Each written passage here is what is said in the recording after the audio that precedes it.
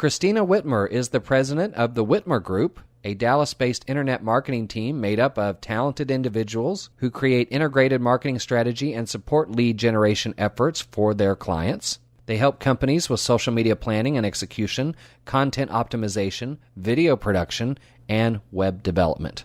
She's joining me today to discuss some of the ways she helps people break through a lot of the content barriers out there and crack the content code. Hi, Kristina. Welcome to the program. Hey, Scott. Thanks for inviting me. Okay, so I have to ask you the question I always start with, and that is, what is your superpower? My superpower is just really reading people and also just using authentic feelings and communication styles in my interactions with people. Part of it's just being comfortable in my own skin at this point, and also just sort of my personality to say, okay, I want to figure out what to do and how to solve this problem, and people tend to like that approach. I think one of the interesting perspectives you're going to bring to our discussion today is the fact that you have been on the big agency side of things, but now you run your own business. What was it that inspired you to make that change? Well, I guess there were a few things. I guess at the time, which has been almost 9 or 10 years ago now, at the time, the market was definitely changing. Social media was it was just early stages of becoming part of a marketing strategy. And there were a lot of questions about what to do, how to use it, all that kind of stuff. So part of what that did was affected marketing budgets in a dramatic way. So it used to be in an agency, you make a lot of money on an ad, whereas how you make money on a social media post or a blog, it definitely changed the landscape. So I think just within agencies, they were going through a huge transition of how do we make money? How do we offer service? How do we, the whole thing. So the timing was just right to make that move and to sort of jump out on my own. At the time, I had a partnership, and now it's my business that Whitmer Group's been around for about 7 years now. But mainly, I knew that we had the knowledge to guide our clients, and the evolution was more about what to do, what's the strategy, what are we talking about, why are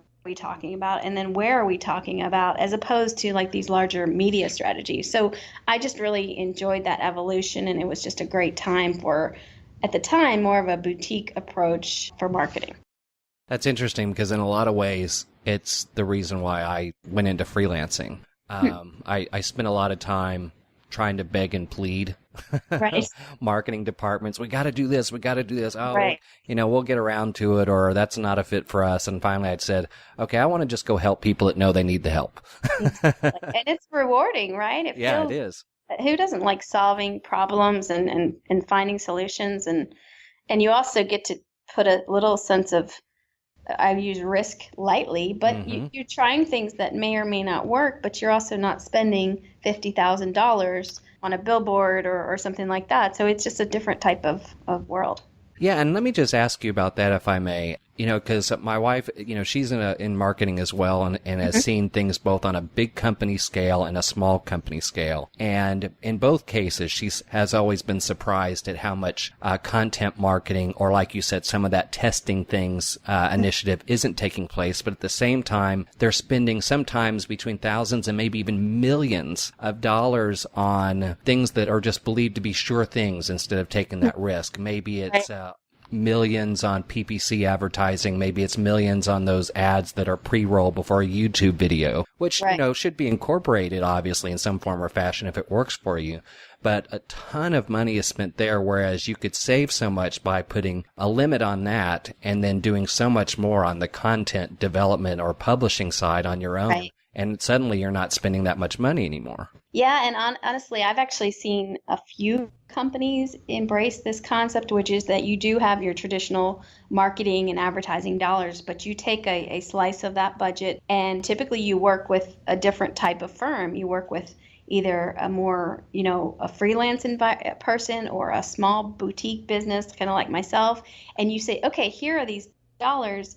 What can we do with this digitally? What kind of creative ideas can we do? Because it's a whole different approach. Mm-hmm. And I work with a lot of clients whose products are not particularly sexy. They're not that exciting. It's either IT services or it's construction, whatever it is. It just is the business that it is, but it matters to somebody. Somebody needs what they offer. Yeah. So that's the story that we end up creating. And I really do like that evolution of it. And then Facebook has really been a game changer because the ability to target on Facebook, they have collected so much data about us. It's scary. Yeah, no kidding. And that can be used, to your benefit. It used to be, a content or social strategy could be something you could look into, but nowadays it's something you really just have to do in some form or fashion. Yeah. Mm-hmm. Are there any mistakes or misconceptions out there about this that you hear companies making or companies doing that, surprise you are still happening in 2017? Yeah, definitely. I mean, I guess people are making, continue to make some mistakes that some are larger than others. But I think when it comes to social media, it used to be the mistake was that you start all gung-ho and then you just trail off and you stop talking. That used to be a very common mistake. It's kind of like that monthly newsletter. Mm-hmm. Everybody thinks it's such a great idea. And then 3 months into it, you're like, who's responsible for writing this and who's going to, it becomes this chore. Mm-hmm. And suddenly monthly was not a good term to use. Yeah. But I think that's with social now. I think what happens is I still see some people that don't want to get started because now they're afraid of the long-term maintenance. But the problem is when people, there's some point in your sales cycle, whether you're an individual or a business, people are going to check you out. They're going to see if you're legitimate. Mm-hmm. They're going to see what they can figure out about you. And if you are absent, it is almost more concerning than if you have, 10 good and 1 negative. It's changed to a point where, an absence of information is a little more concerning at times than maybe a couple grumbles from some folks. Well, the thing that has been so prominent in content marketing consultants circles is the phrase content is king. Mm-hmm. But I mean, aside from that, it seems like more specifically today, video and visual content is king. Mm-hmm. What do you think is driving the visual dominance of the content in the marketing space? Is it a matter of it's just an attention-getting factor? Is it that people don't want to read? Is it that it's more memorable? Maybe all of the above? What do you think is really driving the really dominant success of visual content in the space today? And that's a good question. I think it's definitely got to be a combination of things. One thing I really like is actually, you probably see, I don't know what the word is for it now actually that I'm saying it, but that visual where you see it's a video, but it's really just sort of a pan, right, on some kind of image or mm-hmm. something that goes in deeper. Because literally just for a split second, it catches your attention, but it doesn't distract you from something else you might want to say. So I think that kind of stuff can be really powerful as well. But, part of it is definitely the generational stuff going on. Instagram is just crazy. If you think of people just on their phone and the mobile, right? But people on their phone just sliding through, either they want to see something that looks like them or has something that pulls them in. And I think historically when people would do video, it wasn't very exciting or well done. Anybody that, probably you too, anybody we sit down with before anything gets done, we talk about what are you trying to convey? What do you want people to feel? What do you want them to do? You want them to love you a little bit more? You want them to think, oh, wow, you're smarter than I thought you were? Like that. We have to come up with those words so that we can create, these tools. I think it's definitely, people watching TV and then they're also on the phone with Facebook. I mean, there's just all these multitasking. But people are soaking in so much content too. So it seems almost like a wash, right? We're getting a lot, but we're not taking too much time on it. So yeah, it's evolving big time though. So. Well, when it comes to podcasting, I tell people that if they're serious about their target audience or they're serious about growing a following, they have to do more than the bare minimum. Don't just turn on the mic, record, upload, and hope for the best. Yeah. How do brands need to get the most out of video content with kind of that in mind? Well, I mean, aside from how you create it and what you do, I mean, clearly the thought process of what you're trying to do. And I mean, so much happens in the editing process, it's ridiculous. I mean, Mm-hmm. that's where it's kind of like lighting a video shoot. I mean, that's to me is like 30% of the whole thing. So I think, the editing process and making that fit is important. And then, I mean, after that point, there are just so many opportunities to target that, whatever it is, whether it's a podcast or a video or any piece of information, you can then push it out and target it. I mean, Facebook has boosted posts for a very small amount, and you can target, demographics, behavior, parents of toddlers. I mean, it's just insane how much you can target with that kind of content once you create something solid. Well, with video and visual content being so popular right now, where does that leave things like print and SEO and blogging? Well, at least for me and the people I work with, which tend to be small to mid-sized companies, it's definitely incredibly decreased. But there are certain, areas. I work with a private school, and they do, you've got the directories for activities, you've got the directories of schools, you've got that branding approach. So I think the balance has just come to be a little more important, kind of like we were talking about. Marketing budgets, now they have, sort of a traditional component, and then I don't even know if that's the right word, but they certainly have print. I think press releases have become more of a part of that traditional kind of advertising where you distribute the releases. Yeah. But I just think it's carved out, and especially when you start measuring on eyeballs, how many people saw something. The digital just blows it away. Facebook alone, the number of impressions you can get for $500 is just crazy. Find me an ad that can get you even close to those eyeballs. And data after the fact, that's another thing is you have a billboard out there or a print magazine, the audience, but you don't really know what happened. And I'm sorry to keep talking about Facebook because there are a lot of platforms, but after the fact, Facebook will show you of the people that clicked or engaged, maybe they liked it, what the gender was, what's the age breakdown. You can find out what platform they are. So you just have even more data to help you with the next thing that you're working on. So to me, that combination of targeting, data after the fact, value for the dollar, it's just really broken into that space where you need to focus. Print needs to be about the big idea, and it has to be, I think that's where you take your risk with eye-catching and fun and something like that really makes you say, oh, it's lots of white space. Just, it has a whole new thing. Well, the other big challenge is just how much you're competing with online, and you brought that up earlier. There's just so much stuff out there, so much content out there, and I think sometimes that scares people away from adopting a content strategy. I guess in some ways, I think even though they choose to do that, there's probably still something in the back of their mind that says, if someone could just give me one good reason that I could buy into to move into the content space and think I can actually have a voice with all that stuff out there. I mean, what do you suggest people really consider and approach content in order to really make it work and kind of get out of that stigma of fear of just how much is out there? I think Mark Schaefer calls it content shock.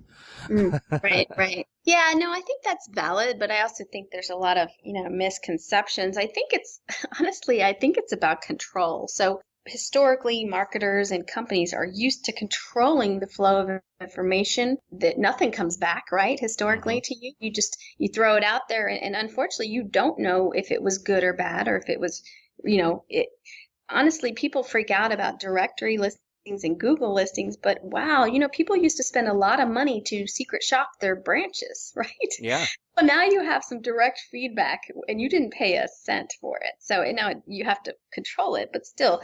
So I think the same thing's true with sort of that fear of the clutter.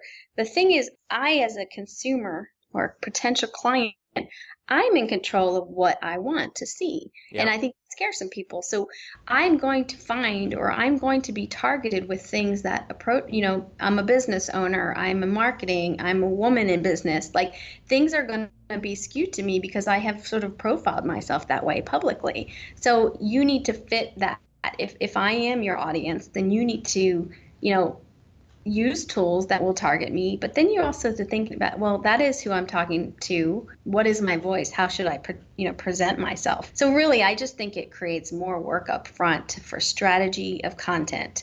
Who am I talking to? And maybe you need more types of content, right? You need a big idea, what you stand for, but if you're talking to a single person with kids, or a married person with no kids, I mean, you just might have a different message, and you need to do that work up front. Otherwise, I think it's a cop-out, I think. It's just, there's a lot of opportunity out there. So in other words, fundamentally, the thing to keep in mind is not focus on just how much you're going to be competing with or how much is out there. It's more of, you have to just stop and understand that despite all that, there are still plenty of people out there looking for answers, looking for solutions, and looking for content. Yes. And you can reach them. Absolutely. Yes, I totally. Because historically, you put something into it, even a newspaper, which I guess, how wide of an audience is that? Like when you write a blog, and we do tons of that, we're trying to solve problems. Like, it could be, what if I think I got a virus on my computer, or what if my kid's teeth are coming in crooked, right? Like, that's the kind of content we want to write, is answering people's problems. And that's more of a search angle. But if I'm searching for those, if I have that question, I'm searching for an answer, why can't you be the answer to that? And then I think of you as a resource when I need to solve the problem. Exactly. Well, the other thing that seems to get in the way sometimes, even if brands adopt a content strategy, is getting around concepts of content that don't just consist of sell, buy this, and look at this. And instead developing content like you're saying, starting and developing a relationship or building that trust. So I think oftentimes marketers forget they are consumers as well. They're not just marketers. So they forget to turn off the marketing brain and turn back on what they want as consumers. Do you think that's a way to better understand what's necessary in their marketing strategy, is to be a lot more, they're going to have to be a lot more consumer driven and a lot less advertising driven in some ways? Yeah, no, absolutely. And that's, and especially that's a big generational issue. You even talk about how, millennials look for this sort of balance of life, or they want cause type stuff to go with the business things that they work on. But what I think part of the, when marketers don't forget that they are also consumers, they also have a little bit of, like, in the past, it would have been weird to pay to help someone learn something, right? Like the idea of I think old marketing, like you pay to advertise, you have a media plan, you pay a lot of money, and if you want to be on TV, you want to do this. Yeah. But the idea of paying even a little bit of money just to help you learn how to do something better so that you then feel good about my company name, I think that's still a concept that's hard for some people to grasp, especially the longer you've been in marketing, or if you haven't been more in the, you're not in the trenches of social media and seeing how that works. So, literally, even for me, we do a lot of content, and that's time, energy, dollars. But I think it's just, that's the part, the hurdle, is get over the fact that you need to put, marketing is education. It's, collaboration. It's all those things. It's not just advertising and PR and things like that. So if you had to dig a brand out of the old ways of doing things, and I have a feeling you've probably had to do that on occasion, and into a more social content relationship building strategy, especially like you were saying, if they're one of those mid-sized small businesses that don't always have, the money and the people to create full-blown teams and war rooms and things like that. What do you think is a good first couple of steps if they're really wanting to evolve into that and just finally break free from those old ways that are probably holding them back and letting their competition get ahead of them? Right. Yeah, and you're right. I have seen that a lot. And I would say 2 or 3 years ago, I probably went too fast, too quickly for some people's comfort. So now we take a lot of baby steps, because what happens is when, we start working with somebody, we're going to start doing the blogs, and we're going to do social, and we have a lot of conversations about what to say and what to share. It is that conversation alone tends to be sort of that opener to the idea. And so I think what happens is they need to start seeing how people see them, how people perceive them. even, and it sounds so simple, but companies, they don't always know, like if I Googled their name, people do that sometimes, but they don't always, that's a simple, okay, I Googled your name, what did I see? Mm-hmm. Maybe I saw a map listing, maybe I saw this, but what if I was able to see an awesome map listing, some cool pictures, some cool reviews, your website, your Twitter feed, a recent press release, and then a bunch of other stuff. That really, without clicking on a thing, I actually have a feeling about you versus if I just saw your website and a map listing without a picture on it. So they just need to see the basics and start to understand this idea of a digital perception and understand that, once again, the power is in the consumer's hands, which is so and right, but it even more is so to say even what I filter out is in my, I have that control. So they just need to really understand that, and then they tend to make a softer approach of, okay, I'm trying to, sort of court these people, make friends with them, help them know us, and the more we talk that language, the more they seem to embrace the concept. I really think it's a great advantage to have been able to really kind of make your own path through the evolution of all this and still be able to help people along the way. So I definitely want to give you the opportunity here to just tell everybody a little bit more about the Whitmer Group and how they can find you and what they can get from your company. Sure. Well, I appreciate that.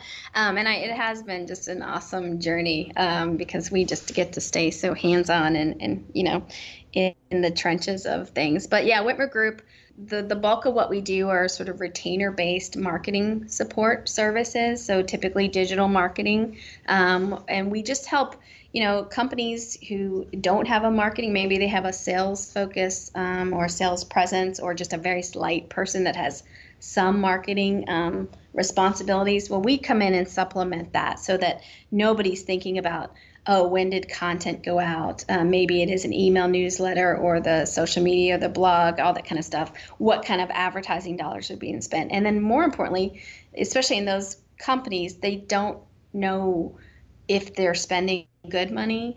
Typically, there's not a ton of advertising dollars to go around. So we want to be real close with that and say, okay, who came to the website? What do they do? So anyway, we do digital marketing, blogging, social media. We also develop websites for some companies. And that's just a very hands-on approach, taking them through the strategy of what are you doing? What are you trying to say? What's your visual? Creating that stuff from scratch. And we find that to be, it's pretty exciting. It's fun that sort of problem solving angle, it comes into play. Your experience, your insights on these things are very, very valuable. And I know that we will definitely talk about this again on the show or talk about another subject because I think there's obviously a lot more we can cover and talk about that could be of extreme value to people who are listening. So I really think we had a great conversation today as expected. So thank you so much for being here and look forward to talking with you again. Sounds good. Thank you, Scott. It was great.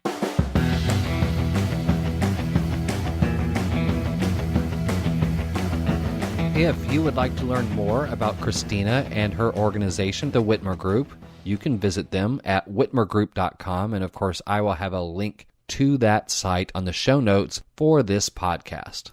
All right, well, let's bring up some of the takeaways that we got from today's conversation with Kristina.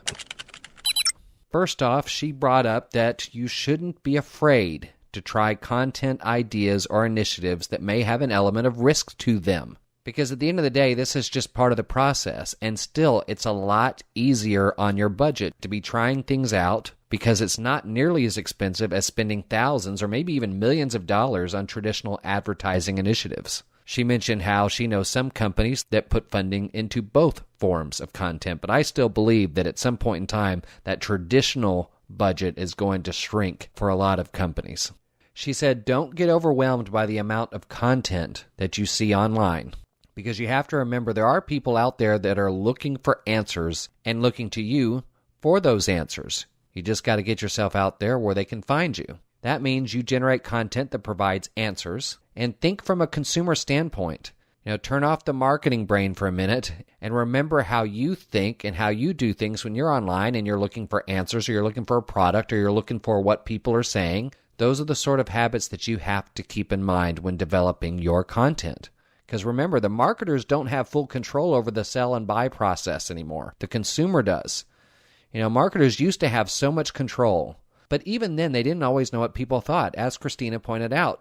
There'd be people out there that would spend money on secret shoppers to go and test things out and see what they think, but overall they couldn't get the feedback they probably really, really wanted, but now you can. But online, the consumer can control what they see. So you have to know who that consumer is and how to reach them. Advertisers used to be able to pay to show an ad to consumers, and that made sense to them. But now spending money just so people can find content and just learn something is harder to embrace. But people will see it, and they will remember you when they need that product and service. So you want people to search for you or for questions and find answers and content from you. So when people search for you, what will they find? Kristina points out that even if they find a couple of reviews that are kind of grumbly, that's still almost better than not finding anything about you at all. You probably know this by now. We discussed it. Video is powerful. Visual is powerful. In fact, it's dominant these days. It's attention getting. I mean, she even went as far as to talk about, as far as visual content is concerned, Instagram.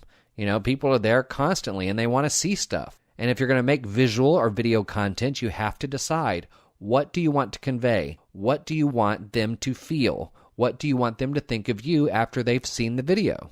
Kristina recommends that you take advantage of options that you don't have in traditional media. For low money, it doesn't take much to boost a post on Facebook. Plus, you get all of the targeting options. You can see who did what with your content. It can generate tons and tons more impressions than buying traditional ads. Finally, if someone Googled you by name, would they see a lot? What would they know about you? You're definitely going to want them to find more than a website and a map listing. Kristina says it's important to grasp digital perception. The consumer is in control, so court them and make friends with them.